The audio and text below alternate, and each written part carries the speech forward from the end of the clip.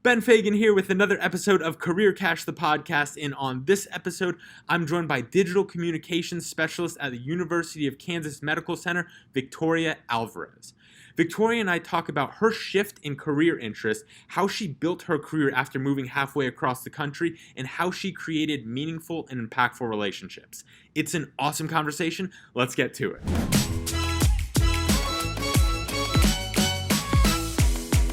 So for the people scoring at home, here's a little fun fact to kick off this show. Victoria was actually my RA my freshman year in college. So welcome to my former and favorite RA. Welcome, Victoria. Thank you for having me. It's kind of a weird thing. I feel like I'm being taken back in time. Absolutely, absolutely. So I imagine that a lot has changed since when you were my RA and to present day. I would also imagine that you are no longer an RA. So if that is the case, can you catch us up to what you've been up to and what you kind of do on a daily basis? Oh, yeah, of course. So let's see. When I was an RA, that was my second year at Lynn. So a lot has happened since then because I would have been, I guess, around 20 at the time, and I'm 25 now. So a lot happens in 5 years, which is crazy to think it's been that long. But I went on, I studied abroad after I was an RA. I graduated from, Lynn with my Bachelor of Arts in Multimedia Journalism. And then I actually stayed for grad school and I got my Master of Science degree in communications. And then after that, I actually got a job nearby at St. Andrew's School as a digital communications specialist. So I was in charge of the photography, social media, and I helped with all things regarding their website. And I was there for about 2 years. And then after that, I decided to move with my now fiance to Kansas City.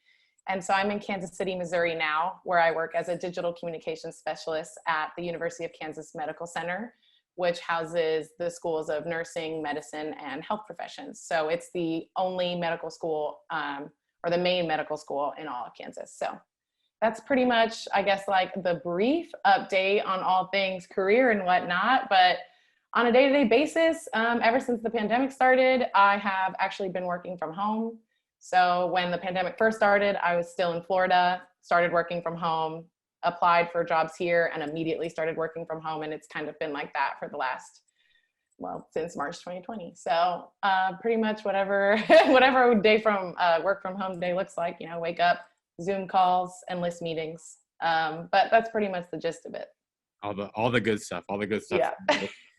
So sticking with this time machine theme that you brought up, I like that.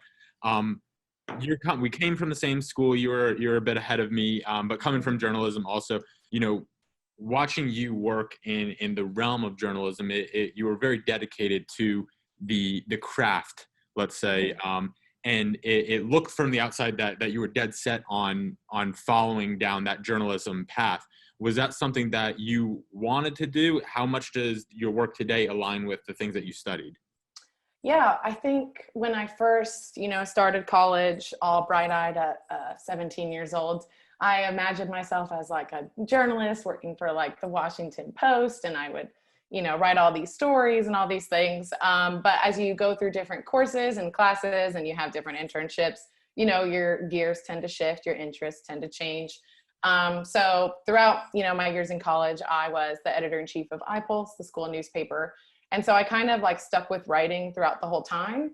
But while doing iPulse stuff, I also started to dip more into photography, social media, even videography at one point. And that's when I started switching gears. I was like, okay, maybe I don't want to be a journalist. Maybe I want to kind of be with the times and start moving up with all the new digital things that are coming. And so I have a lot of that to thank for my internship with athletic communications at the time. Which Ben, I did a lot of sports photography. Great pictures at the ball field. So very talented photographer, very talented behind the lens. Thank you. So, that really, I picked up a camera, I got really into it, and I got really interested in kind of all things digital. So I knew I wanted to stay within, the communications realm, but maybe not so much journalism. And that's kind of when I made the decision to go to grad school, because I did the 3.0 program. So when I got out of undergrad, I was like, I'm still 20. I have tons of time to make this decision. So I'm like, I'll just go to grad school, make these decisions, and kind of go from there. So that was a really good stepping point for me. There's a lot of things I was able to explore while there. I was a graduate assistant in the School of Communications while in grad school, and I was able to work a little bit more with social media and website stuff. So fast forward to today, and in terms of all digital things, I definitely learned a lot of the base and the foundation from Lynn, and I've just kind of built on it over the years in my career. But I run about right now 12 social media channels for the University of Kansas, and I do a lot of back-end website stuff, which includes writing. So I'm still writing to this day. Just the writing looks a little different, not as newsy, a little bit more web. But yeah, overall, definitely using a lot of the same skills. So did you feel any pressure like at that kind of point when you graduated with your undergrad and you're like, all right, I'm still super young. What do I do? What was there kind of pressure with that, or what was that whole, time in your life like? Yeah, I would definitely say I felt the pressure. I was worried that I was going to walk across stage and not have like a job waiting for me at the end of it. And that really scared me. So I was trying to be super proactive. And at the time, I had some connections at a sports channel down in Miami called Be In Sports. And so just for the summer between, undergrad and grad school, before I even knew if I got accepted to grad school, I was like, I'll work there. And so I worked there as a production assistant. And so that was, more television, like a lot of digital things going on. And halfway through that job, I was like, I don't, I don't want to do this. Like, it's fun, but it's not for me. So I felt the pressure there too. And then kind of things just fall where they should. And that's when I got accepted to grad school and I got the GA position. And I was like, okay, I'll go this route. Obviously I pressured myself into something that isn't even really for me. So let me take a step back and like kind of find my footing in a way. So what was that process like in a little bit more detail in terms of like, I don't know if I want to say like combating the pressure, but I guess dealing with the pressure and allowing like your life and your career to unfold, because like you're saying, you are only 20, you're 22, you're even still now where you're 5 years from when we first met, you're 25 only, and so like you're still so incredibly young. How do you almost remain patient and allow things to fall into place like you were saying? I think it's hard because at least our generation really grew up with like, pressure to get the good grades on your report card and pressure to be in all these clubs. And, you apply to multiple schools, most people like 3 to 5 and some even more. And there's just like this constant pressure going up that there's always this next thing. But there's the time in your life. And I think this really hit me when I was 20, where I was like, I really need to just look at the moment with all the pressure combined and be like, okay, where am I? What have I done? Like, what am I proud of? And what do I want to do next? And if I don't officially know what I want to do next, I need to really sit there and like make a game plan without pressuring myself. So I guess combating it was just kind of facing a little bit of the reality of my situation. Like, you don't have to have everything together right now. Like you just said, you're only 20. I was like, I've done a lot. I did a lot in college. I was someone that was super involved. I always had a job or an internship or club that I was a part of. So I had all these things to be proud of, but now, what was my next step? So I guess just kind of taking a pause and really thinking about it before you just kind of jump into things all because of the pressure. No, definitely. I think that's such an important point that you bring up. And I love that word proud, being prideful of the things that you've done. Cause I think it's so easy, like, especially in the time of you have big aspirations. That's important to have those big goals, but also like you're saying, be proud of the things that you've accomplished, because it would be a terrible shame that if you wouldn't allow yourself to be happy and be proud of yourself until you got to whatever that finish line looked like. Cause like you said, there's always going to be more, after that. So be proud, along the journey, with that. So I do have a question though. What was that game plan that you said, like when you run into that roadblock, wherever it is in your life, where you're like, hey, I don't know really what I want to do, what that next step looks like. How do you develop that game plan? What did that game plan look like for you? In terms of game plan, I would say that this is really where Lynn Lynn has come through for me in lots of different situations, but in terms of planning, out my future and what I want next, this definitely is where it stepped in. I went to the pros, I went to my professors and I asked them like, listen, you guys have seen me since, a senior in high school when I met you guys during, my ASC trip. And now I'm 20 going on 21, and you've seen my growth. Like, what is your tips? What's your suggestions? Like, where do you see me grow in? Like, you've graded my papers and you've been there for all my big life moments, the last 3 years, 4 years. So what should I do? And I think that was a really big thing, having those connections at Lynn and just kind of sitting down with people. So for me, that was mainly Professor or Dr. Stephanie Powers. And so I sat down with her, and she knew me better than anybody else, any other professor on campus. And we kind of just came up with, what should I do? And that's kind of how I got to the step of, maybe because I finished, undergrad so early doing the 3.0 program, and because of the awesome opportunity to get my graduate degree in just 1 year, I should take that opportunity, use the year to gather more knowledge, to put more, work under my belt, and kind of set my footing and make these bigger decisions. Do I want to stay in Florida? Do I want to work in journalism? Like all these things that you might not think about when you're 20. So I just gave myself the year. So I stayed a student, and I walked out with a degree.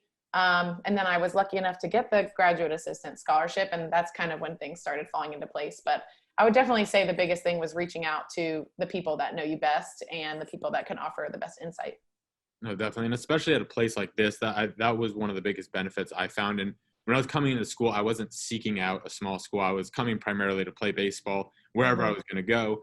And, I'm so fortunate and grateful that it ended up being Lynn, just because it provided that small school feel where you could build those real meaningful relationships with your professors. And, somebody like Dr. Powers, love saying that, much respect to her getting her doctorate. So big shout out. And all the people, Carlin, Phillips, everybody in that department, coming from that practical background, and they just care so much about your success. So absolutely using the resources, around you is so important. Now, jumping forward a little bit, so you finish up your master's degree, and then you get into work at St. Andrews, correct? Yes. Yes. So at St. Andrews. So was this job something that you saw yourself in long term? How did you view this first job coming out of school? So I started looking for, a full-time job. I would say a little over halfway through grad school, like the winter had finished, and I was like, oh my gosh, I'm going to graduate soon. Like it's that time again. And so I started looking for jobs, and a lot of, the people at Lynn, professors, students, other people that I worked with kind of knew that I was actively looking. This is where connections and friends and good first impressions, all this stuff plays into how I got this job, which I think is really important. But it was well known that I was searching for a job post-grad, and someone that was working in the marketing department, he was a photographer at the time, Will Wayman, sent me an email and was like, hey, I just got wind of this job. It's not really posted anywhere online, but I think you'd be great. So I'm just, sending it your way, add it to your list. And so at first I was like, what is St. Andrews? I'm not a parent. I don't know anything about one or two. Exactly. Like I had driven by it so many times, but it kind of looks like a neighborhood, not a school. So I don't know, it's easy to pass. So I looked into it, and they pretty much had, in terms of skills and whatnot, it pretty much had everything I was currently doing as a GA and what I wanted to do. So I was like, okay, let me read through, what the position is. And I was like, I have this skill set, and it seems like there's room for growth and room to, really have some creative freedom, which was important to me. So I was like, it won't hurt. And I applied for the job, and it worked out. I did end up getting the job, but not without a couple, skips and jumps. Like I said, knowing people and making the connections are super important. But it even came to a point where, I had people calling the people I was applying with and saying like, you really need to hire her. She's great. And, stuff like that. So when I started the job, I didn't necessarily know if I wanted to do it forever, but I thought it was a really great first job. It was entry level. And it was the right fit for me. It was still in the area, so I didn't really have to move or anything, but I knew it was a good stepping stone, and I could be there, at least 2 to 5 years. And I think this is an interesting thing. When you go out for your first job after school, a lot of them are entry levels, and I think there is this, stigma around it, like, I don't want to do that. Like I'm almost above that. So how do you, I had this conversation in a past episode, and I'm just curious your perspective on it. How do you kind of check like that ego of like, hey, I'm above an entry level job to get the most out of it, to be able to learn and to grow. So how do you balance that like the ego with the need and the necessity to grow and build an opportunity for yourself? I think knowing your worth is super important, but also being realistic about, your resume and what you've been able to do. So realistically, I had internships and side jobs, and I was super involved, and I knew I was a catch, but this is my first full-time, this is my first full-time job. So let me be realistic about my expectations. They're not going to just hire me and say, here's a team of people that you're in charge of, even though you've had zero experience, other than clubs doing so. I knew that wasn't going to happen. And I knew that I could just show what I was worth and things could go from there. But back to knowing your worth, I, listened to the package that they offered me. I didn't just say yes blindly because I got offered a job. It was really good competitive pay, really good competitive benefits. And as far as an entry-level job goes, I kind of struck gold with it. So I was like, this is an opportunity, for me to build on my skills. And maybe it's a good stepping stone, maybe I work here for 2 years and then move on. But it was knowing your worth, but also humbling yourself at the same time. I think there's a happy medium right in between there. Yeah, it's an important line to kind of walk into balance, but take that to the bank. Know that you're a catch. I love that. Yeah. Very nice. Very nice. So you finish up that job, and then you've made this most recent move to Kansas City, Missouri, and that's a long way from South Florida, where you grew up and you lived. You went to school. So what was that move like, emotionally, physically, mentally, spiritually? How'd that all break down? Oh my gosh. So Don't don't get me started. So I think the move, it wasn't like I am, people dream to move to New York City or DC or California. It's not like I woke up and I was like, Kansas City, Missouri, but it was my boyfriend at the time. We had been dating for almost 4 years, 3 years. And he was ready to move back home, and that's where he originally was from. And he is a nursing student, and he wanted to transfer back home for his last 2 years. And so he was getting really good offers and scholarships from the schools up here. And we just kind of mutually made this decision that I was at a good point in my old job, and I had worked there for 2 years, or almost 2 years, like a year and 11 months.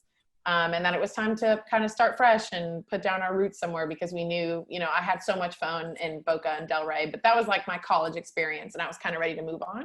And I didn't see myself moving back home to South Florida and Pembroke Pines. So it felt like the right next step, but man, it was moving difficult. I immediately started applying for jobs in January 2020. I was like, I will finish out the school year with St. Andrews and then move in like May or June. But as everybody knows, a very specific large event hit in March 2020, and it just kind of imploded. That shall not be named. Yes, it was just such a nightmare in more ways than one. So I immediately started working from home. I knew I had to keep applying to jobs, but you are already facing a level of difficulty applying to jobs out of state the minute they realize you don't currently live there. So that off the bat is like, some people just want to hire out like from someone in the area. So I was already facing that from the get-go, but now I'm facing a pandemic with no end in sight, and people are downsizing, sending people home. And I think I learned a lot here. This was probably some of the biggest lessons I learned post-grad. I applied to like 30 something jobs, maybe more, and talk about not even hearing from a person, like just automated bot messages like, thanks for your application, but we've decided to choose somebody else.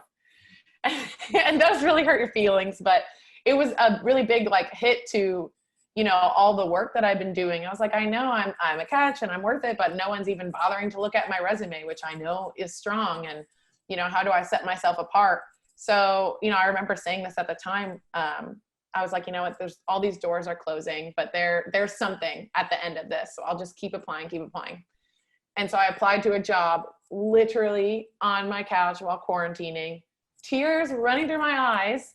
And I was like, they're never going to hire me anyways. Like, I'll just try. That's the job that I have now. So you just never know. Right. What do you know? Now, this is, heavily obviously being a medical center in the healthcare industry. Was that something that you ever saw yourself getting into? Particularly not, but I think this is a really good segue into that, because it's a medical center, but it's at a teaching hospital. So we have the University of Kansas Health System and Hospital, and then attached to it is the University of Kansas, where the School of Nursing, Health Professions, and Medicine are. So I get the fun thing of working on the university side, whereas the hospital and healthcare side kind of have their own marketing team, but it's fun because there's a lot of blurred lines there. You know, our medical students are residents, so they technically work for the hospital, but they're still students at the School of Medicine. So there's a lot of blurred, you know, lines or connections between the two. But I definitely saw myself working in a university aspect after doing K through 12 and being at Lynn for so long. I know I like universities, but it's definitely different. It's not the same university where, you know, there's dorms on campus. It's not like that. So I don't think I saw it happening, but I knew that the University of Kansas was a huge, huge deal in this area. And I knew I would kind of be remiss to not take the opportunity. And this is the such cool thing that I'm such a big believer in is that, I mean, especially in the world of communications, digital media, all those things, you can apply it to so many different fields and combine things that you've learned, you know, the work behind the camera, the work with the social media into something that you may be passionate about. If it was, you know, the medical side of things, but, you know, for you, you know, the education side of things, that goes across for all businesses and all majors and all studies, is you have this idea of journalism, this idea of multimedia, and there's not just one path. There's so many different branches, you know, that you can go throughout it. And so with that kind of in mind, has there been anything that you noticed that you picked up in this environment because it is, you know, within education and does have that medical component to it that you don't think you might have gotten somewhere else? Yeah, I think there's a lot to do with it. Usually when I tell people that, you know, part of my job is social media, they're like, oh my gosh, that must be so fun or so easy. And it's like, it's a little different. It isn't, you know, like I don't get to go on my phone and just like post from Instagram all the time. It's not, I think it's me. It's not the kind of social media. I mean, obviously some of the skills just came from growing up in an age where we had Facebook and Instagram and Twitter. But learning the back end of it is not something you know, the average person doesn't know anything about click-through rates and ads and all the different rules you have to follow and things like that. So I think I picked that up along the way without even taking like, you know, a specific course or having a degree in social media. That's just a skill that I've built. And now it's the main part of my job. But definitely website editing. You know, I was trained in journalism and journalism writing, and I know I had a few courses here and there that were about feature writing and, you know, working on a website. But that is something that I definitely just grew through my two jobs, is just, you know, what to do, and coding even here and there. Basic coding is all the kind of stuff I've just picked up through jobs, which is awesome because that just means I'm constantly building my resume for my next steps. Absolutely. So being only 25 years old, before we wrap up, have you thought about, and it's okay if you haven't, this is not putting you on the spot, but have you thought about what you want to do, you know, in the future? What's the big goal? What are you working towards? Yeah, you know, I definitely think about this all the time. And as a millennial, I know we're always like, I don't know if I want to do 9 to 5 forever. And definitely after the pandemic, you're like, okay, I work from home. I'm comfortable with this. And I've been going back into the office here and there, but I definitely see a shift in my mindset. But one thing that's always been a constant, even from the time I was about like a freshman or sophomore in college to now, is that I would really love to be a university professor in the future. People like, you know, Professor Carlin and Dr. Powers and Professor Phillips, all of them have worked in the industry and took what they know and then apply it in the classroom to, you know, teach future generations. And I think that's awesome. So I'm just trying to gather as much knowledge as I can now. That way, when I'm older, I can kind of teach at a local university or somewhere or other and kind of give back. That's definitely my end goal. So we're going to start distributing this to the elementary schools across the nation to plant the seeds early on. So when they get to college, they could sign up for Professor Alvarez's class. So yes, no, I could definitely see that. That's really cool. So we are at that point of the show where we're wrapping things up, and it's time to cash out. So this is where you leave the folks at home with your most valuable piece of advice, biggest lesson that you learned, to leave them with a little extra money for the road. So what do you have for us today? So I'm going to cash out with make those connections. As a college student, I know that we hear that all the time, make a good first impression, make the connections, but I would not be where I am today. I would not have had half the opportunities or more than half the opportunities I had without the connections I made at Lynn, through internships outside of Lynn, through jobs. I've been able to make connections with these people and friendships, long lasting ones, where they, you know, people from my old job still check in on me. How are you? How's Missouri? I've got professors that I still talk to on the daily on Facebook and through the phone. So make these connections. You know, it's not just for jobs in the future, but you just never know what can come of it. This could be a business partner. This could be someone that applies for a job that you're hiring in the future. You could end up applying for a job that they're hiring for. So I think my biggest takeaway through all of it was make those connections, make sure they last, and just have a good time doing it. Beautiful. I love that. Victoria, you've come such a long way from 5 years ago when you're my RA, and I know you're going to continue on that path, and I'm excited to see what's coming for the next 5 years and beyond. So thank you so much for coming on today. Thank you. I was happy to be here.